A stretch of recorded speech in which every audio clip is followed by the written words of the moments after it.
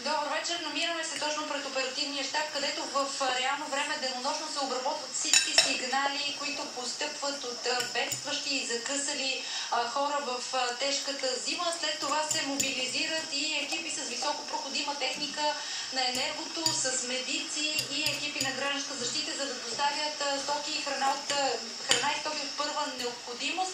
Освен снега, както виждате, и тук продължава да вали, реките също вдигат нивата си. За сега Тунджа и Дунав са повишили нивата си, но все още не е опасно. Река Съзлийка обаче отново е преляла, скъсана е дигата на 3 места. Това, което се прави в момента, е да се вземат мерки, за да се обезопасят къщите в района на реката. Има сигнали за наводнени къщи в ромската махала. Там каква обаче е ситуацията в момента в страната, ще научим от ръководителя на оперативния център. Добър вечер, господин Бързилов. Има ли бедстващи хора в момента и къде е най-критична обстановката? Чухме за блокирани хора в хижи.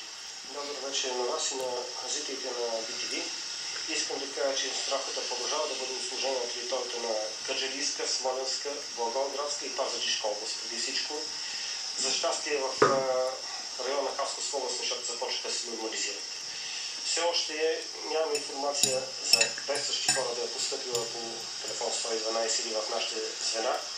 Имаме блокирани хора в хижи, по-специално в района на хижа Христос Миревски в района на Юндула, където пътува от две места верижна машина, ротор сигурен пожарна автомобил да бъде деблокиран. Там са около 20 души, от които 3 деца. Също така имаме блокирани в района на Излир Батак хора в района на Пещера. Там са изпратени също екипи, които да дадат необходимото съдействие. Има ли хора, които, освен че са блокирани, нямат ток, нямат дърва, нямат храна? Лошото, че все още има много населени места, които са без ток. Само в района на Смолянска и Кърджалийска област и Пловдивска и Пазарджишка имаме на 740 населени